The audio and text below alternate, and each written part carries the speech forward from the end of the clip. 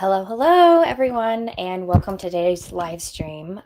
I'm Jess. I am the program manager for Global Game Jam, and we are winding down on our last few weeks of the Games for Change Student Challenge, which is the partnership with Global Game Jam Next. The Games for Change Student Challenge is a game design competition that invites young people to create digital games inspired by the United Nations Sustainable Development Goals.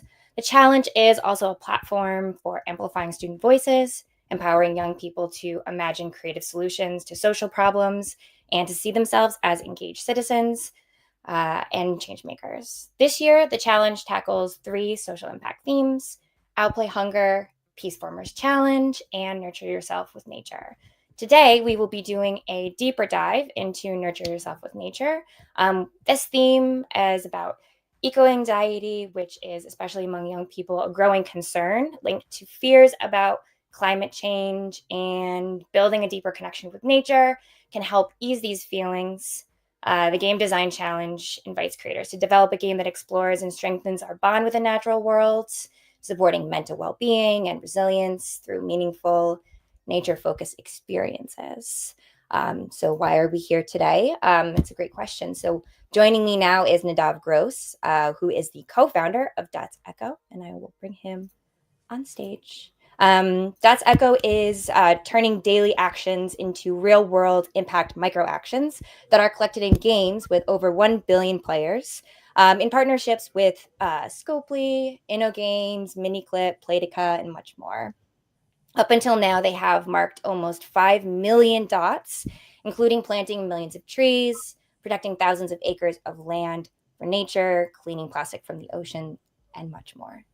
So thank you so much for joining me today. How are you doing tonight, Nadav? Hi, Jess. Thank you for inviting me. I'm good. I'm good. Yeah. Good. Awesome. Well, yeah, I mean, this is a pretty broad topic, but this is something that is very meaningful and deeply impactful for you. And as you've mentioned before, to me, it's been a quite a through line from your childhood up until founding this company. So, do you want to tell us a little bit about, you know, your history with eco anxiety and how you got to where you are right now?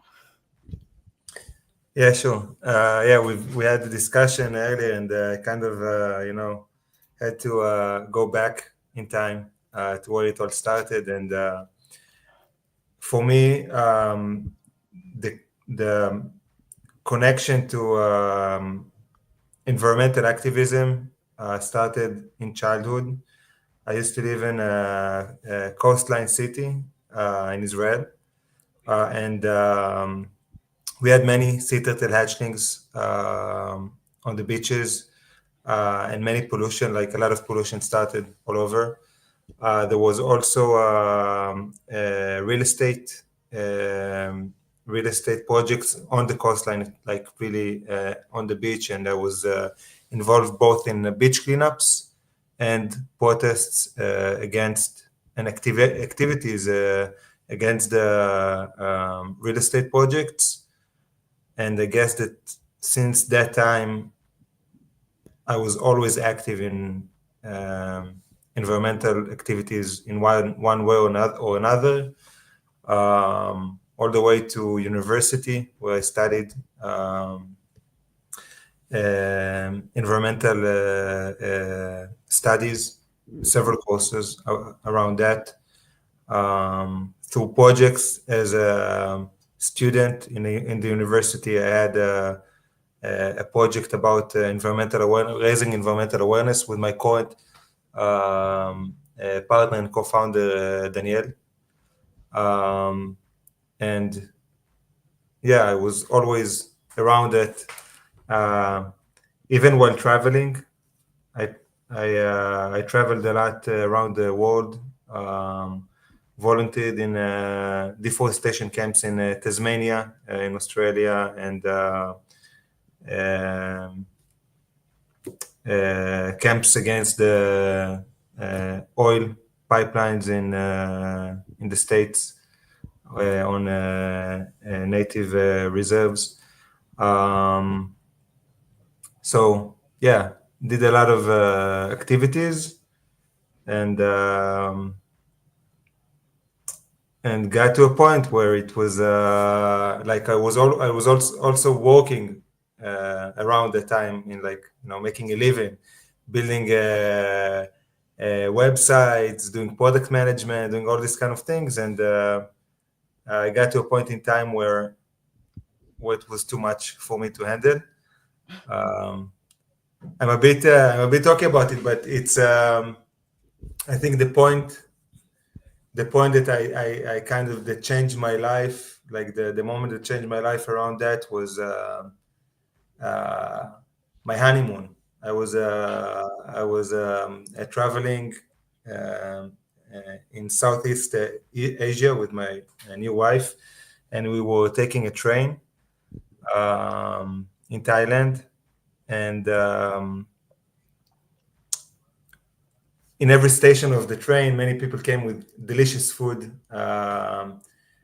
packed in small packages, and you eat the food. And then I saw people started throwing the bags and throwing the plastic boxes and bags out of the window like it's nothing. It's like taking, eating, and throwing. It's normal. And I looked out of the window, and like you see the window, and it's all like magical forest, like jungle, beautiful, wild.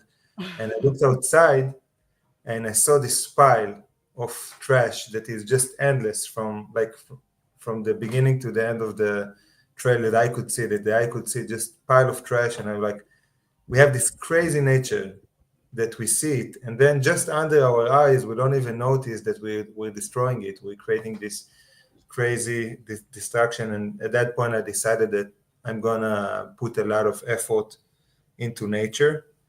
Um, and I thought I'm going to open an NGO that will do something about nature, but I need to get I need to fund this honeymoon somehow because it was expensive.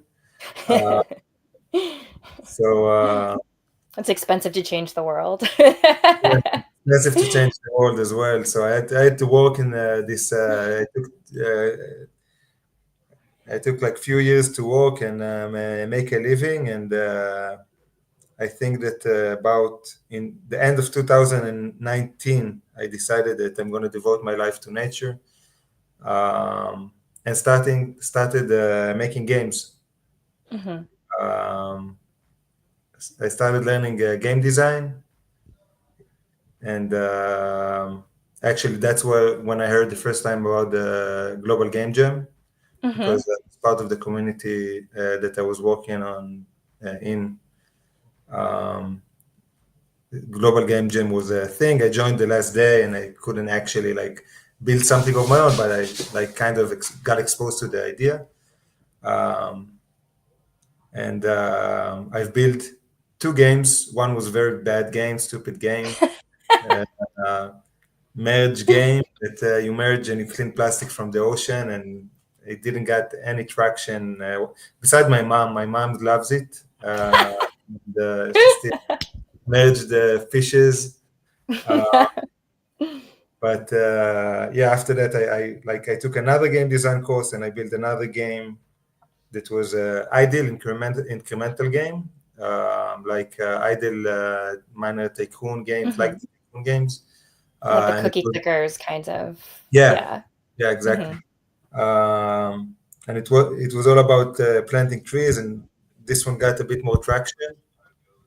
Um, and I've managed to plant something like 1,000 trees over there or something like that. And I was super thrilled. It was amazing. It was like really the most fulfilling experience I ever had in my life. And at one point, a big gaming company, Playtika, I met someone there. I like told him what we're doing, and he's like, "Show me." And I opened the numbers. I didn't knew much about numbers. I opened the analytics, and he's like, "Dude, that's really good numbers. Why wouldn't you do it in our game?"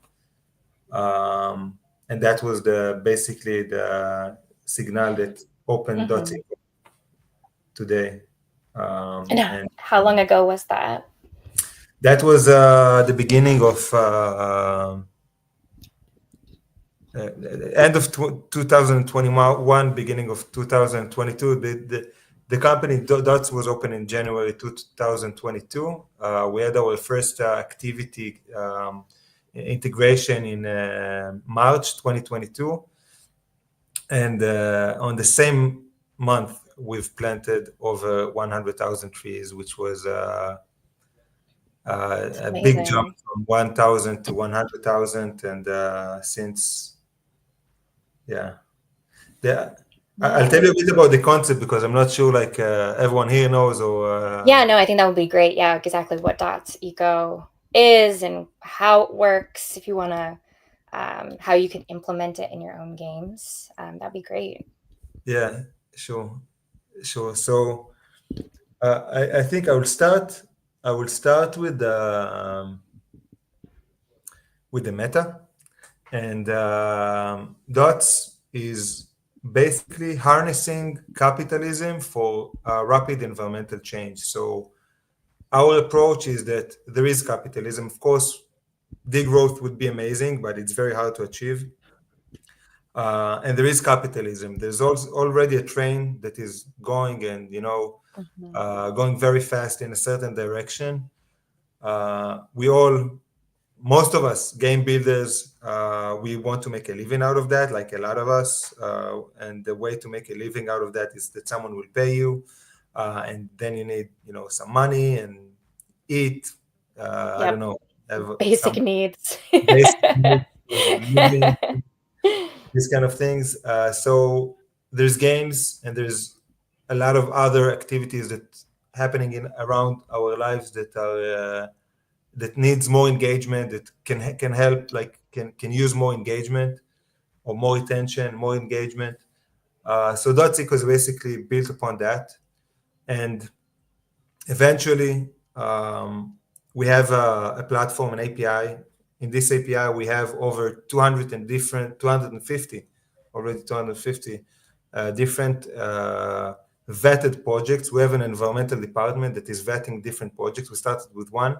Now we have over 250 different projects that we are vetting and monitoring around the world. So we have a team that is vetting the projects, and then our own technology and team that is monitoring the projects constantly, getting information, getting satellite images, doing analysis, AI analysis now on the satellite images, on the reports that we're getting, on images that we're getting. And we're onboarding all of this data that we're getting from all of these projects to our platform. And we're offering units from those projects as rewards for engagement, mainly in games. Mainly in games. We work also with loyalty programs, with fintech companies, but mainly in games. That's the biggest vertical. That's where we started, the biggest vertical that we have. And a unit would be to plant a tree, to save a sea turtle, to buy 10 square feet of land for a nature reserve, to plant a coral fragment, to save a sea turtle. So all of those quantifiable units from those projects that we are basically attaching to our certificates. We have an API, we have a Unity SDK, and we're getting those requests to save a sea turtle. We're getting a request to save a sea turtle. We have, like, let's say 20 or 30 different projects for sea turtles around the globe. And then we start allocating it based on seasonality, on need, on cost, on all these type of factors. We allocate it, and then we send back to the game a certificate that can be personalized thing or not. It can also be anonymous. Thank you, player X, or just thank you for Mhm. sea turtle in Costa Rica. Once you get a certificate, you start getting updates about the status of your project based on our platform that is harvesting all those status updates and project monitoring. And you start getting updates quarterly, emails if the player is registered through an API. And this is the service basically to increase engagement and retention with environmental activities, environmental rewards. And we see amazing KPI uplifts, like players love it, Sure. everyone engage with that. And it also I think the biggest benefit for games, you can attach it to almost every game has some kind of a nature element into Mm-hmm. that. So you can, because we have a lot of themes, we support so many themes, we can you can attach it to almost any game. Yeah, it really seamlessly integrates in so many different aspects when you're coming into game design, especially.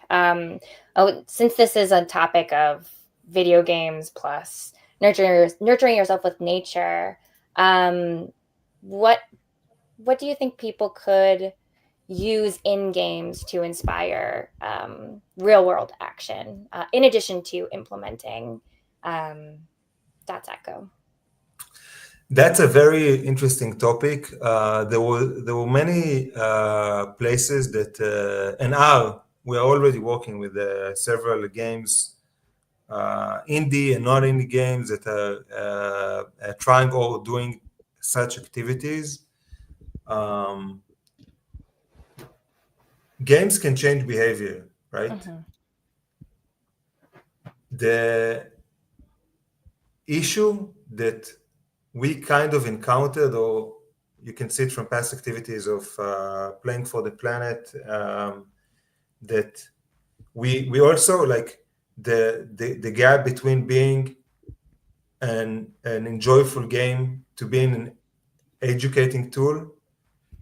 So if you decided your game is an education tool and the audience is students or somewhat like you have a very specific audience that you want to engage around that, it's perfect, right? Because it's part of a Mm-hmm. theme. You understand exactly what you're putting it. Like, so if you want to change behavior and you put it under the correct environment, they say, okay, this is what we're doing now. Now we are learning how to, you know,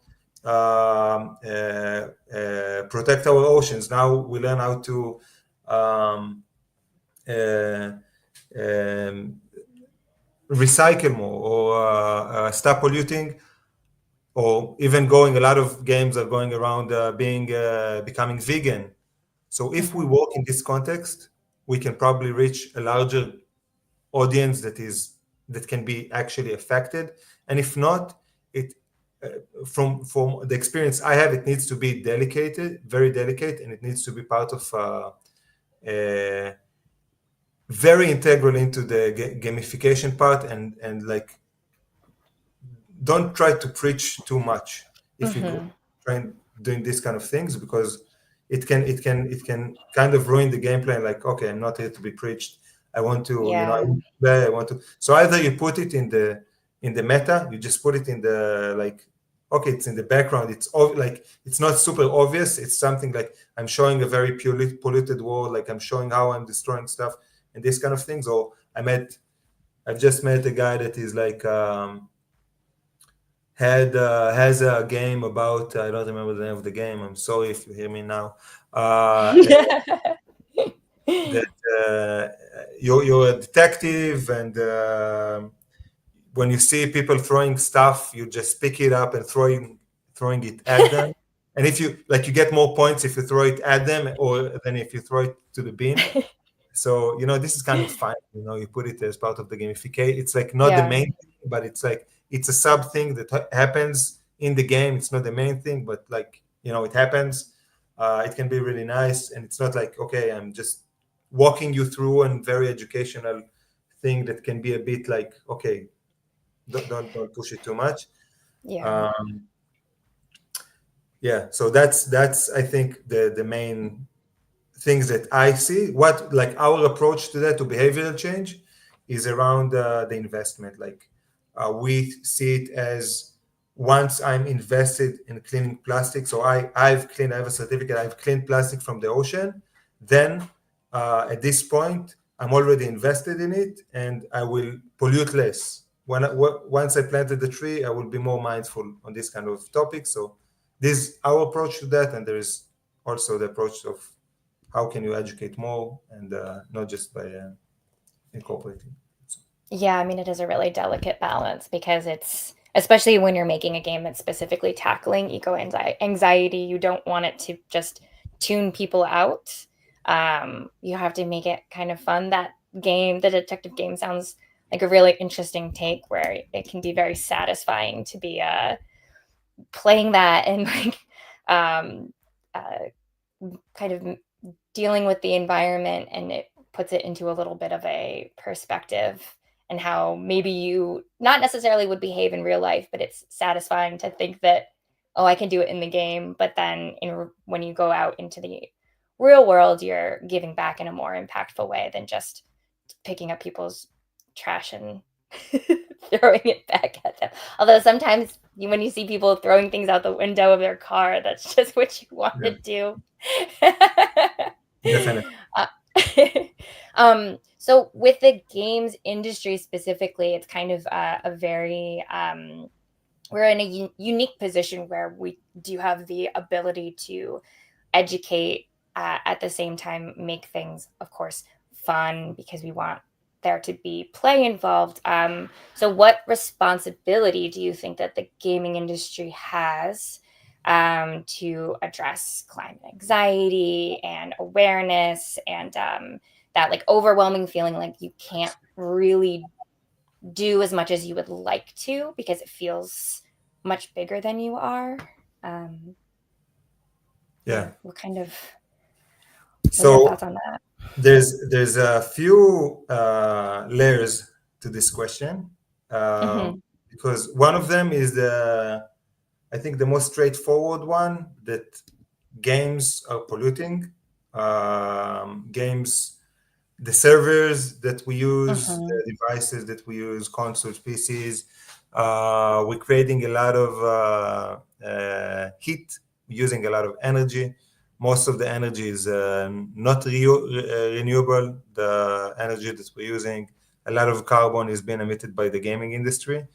Um, and that's one part. And I know there's a lot of activities. That's, I think, a lot of it is in the responsibility of the infrastructure providers. So the people that are actually selling the infrastructure should be very minded to that. We also have responsibility as game designers um, to work with, or try to work with, constraints that will make our games more sustainable in that sense, uh, less energy consuming. Um, but there's also what we've just discussed. I think the element of there's more gamers than uh, Mm-hmm. um, like any other media combined, uh, Mm-hmm. and it's the strongest media tool that is out there. Um, so in that sense, we do have a lot of responsibility to the fact that we're touching a lot of hearts and a lot of reaching a lot of eyeballs. And in that sense, I think that everything that we do, it's not just about the environment. We need to be aware to what it means for people and where people can take it. And and everyone, like most of the studios that I know, and we work with quite a bit, um, they want to take action, right? They want to do the Mm-hmm. right thing. They want to do positive stuff. They want to contribute to mental, environmental issues. And I think, as far as I can see it, we're now facing, there's like I've categorized to myself when starting dots.eco, and like before, and like kind of around my honeymoon, kind of thing, like I've made myself a list of the biggest risks to humanity, and more specifically, not trying to be such a like, what can I'm a bit limited. I'm just one person, but like, what are the risks for my kids? I'm a father, and Exactly. what are the biggest risks for my kids in this world? So Mm-hmm. climate is in the top. AI is also out there somewhere, and atomic war is also very in the top.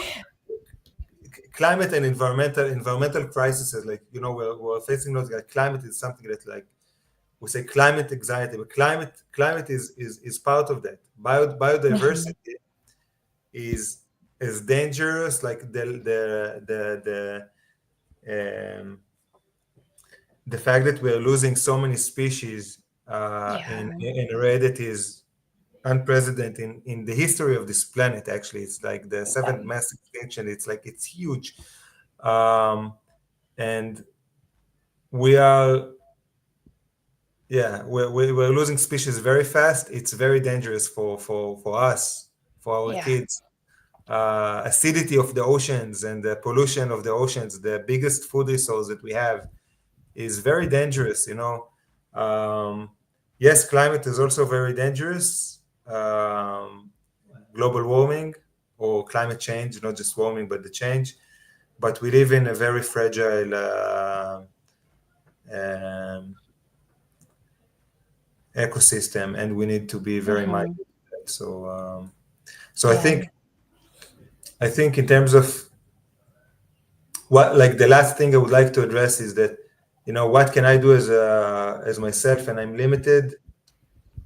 That's for me the biggest thing that actually solved. At the moment I don't have climate anxiety. I must tell you, like I don't have climate anxiety. I used to wake up in the morning or middle of the night, and just what's going on, like what can I do about it, like where is it heading, is that the world that I'm giving to my kids, and so many questions, and like nightmares, and like I was very, very, very, like I had a really strong climate anxiety, which I currently don't have. And it's not because the risk is not there, it's because I'm doing something about it. Hmm. Um, and of course, it's not enough. And of course, we need much, much, much more than what I'm doing. But I can tell you that if anyone that is listening to that, if you have climate anxiety, the best thing you can do about it is to do something about it. Uh, Hmm. to me, it helped a lot. Like to me, to shift my like day to day from I'm working just for money to make a living, but I'm working to make a living and I'm making the world a bit better. Uh, uh, it really helped. It really solved it for me. It might sound like exaggerating, but it really solved it for No. me. Taking No, I action. think it makes sense because it helps with that anxiety if you know that you're at least like you can't control what everybody else is doing, but at least you're doing your part and you're feeling like you're doing as at least as much as you possibly can to be making the changes that you want to see. And hoping that like setting that example is impacting everyone around you at the same time because it just kind of uh, it's just so easy for it to like radiate off of people. Uh, and talking about it more, of course. I mean, you're doing such a wonderful job with this company, and I think it's really easy to implement this in a very seamless way where you can start to engage more with the environment and dealing with that anxiety, knowing that you're doing something, even if it doesn't necessarily feel like you are. Um, it's pretty wonderful. I know we're coming down to really the last couple minutes of this. Thank you again so much for your time and for everybody who's watching live or watching after the fact. If there's anybody who's watching live that has any questions, feel free to drop them in the chat. Yeah, I mean, do you have any additional advice on how people can authentically incorporate environmental awareness in their games as kind of like a wrap up? Like if there's anything people who are watching this that are trying to think of what kind of game they're going to make for this particular theme, for games for change, for nurturing yourself with nature, are there any examples of games that you're aware of that have done a really wonderful job, or are there things that you would love to see in games more that feel like they're really making an impact? Sure. So I have an answer for each and every one. I will try to answer shortly. Perfect. Yeah, I asked like a lot of questions. So regarding again, like I think that we have so many games that implemented dots in such a wonderful way. Um, Many of them did it as live ops events, things that happened as a campaigns. Because working with really big games with millions, hundreds of millions of users of players, and So they're doing this activity around World Ocean Day, World Earth Day, World all sorts of like environmental days, and some of them did wonderful job. Wooga had you can check what Wooga is doing. Wooga is doing it really deeply. They won, I think, already 2 or 3 times with us the Green Game Jam from the UN. Mm-hmm. So wonderful job by Vuga. I can also recommend checking the June Journey, Vuga's June's Journey. And there is another game that is called, it's an indie game called Crab God. It's a console game. Wonderful job around that. Check it out. It's fun. Um, the team from Kiosk Theory in Australia, wonderful team as well. Really talented team. Um, so regarding implementation, you can check this out. You can check that out. We're now very keen into getting into in hybrid casual games or into the remove ads, all this aspect of encouraging buying skins or like, so if you have a nature related skin, you can add a reward to that. Or if you have a remove ads that you just want to encourage, you can do that, or buying the subscription or whatever. So this is something we're really keen into. Implementations normally needs to be thoughtful. So think about it, Mm-hmm. understand it. Uh, don't just throw it out there, but think about it. You're a game designer, like put Yeah. your brain into that, and it will work. Um, and how much time more do we have? Oh, you're muted. Oh no. Hold on. Okay. We're out of time, I think. Um, well, I mean, we are just a little bit over. I had sectioned off about Okay. 30 minutes for this, but if you have, I mean, this is a great conversation. I think it's really important. We don't have to just do 30 minutes, but I want to be mindful of your time as well. I did, for anybody who's watching, I did drop the website for dots.eco in the chat. And again, this is part of the Games for Change Global Game Jam Next partnership initiative for the Student Challenge about the United Nations Sustainable Development Goals. If you want more information about the Student Challenge, I'm also putting the link in here, and all of the information will also be in the description of these videos after the fact. Yeah, Nadav, thank you so much for your time. I really appreciate it. Is there any other messages that you want to give to any of our viewers? Any inspiration or I anything think you want the only thing is just to do it. Jump on it, do it. to? Mm-hmm. Uh, First time might be a bit awkward. Second time might be not so good. Third time will be good, and fourth time will be amazing. Yeah, So, and I mean, if it impresses your mom or your dad, then perfect. That's the most well, that we can hope for. that's the best that we can do. Exactly.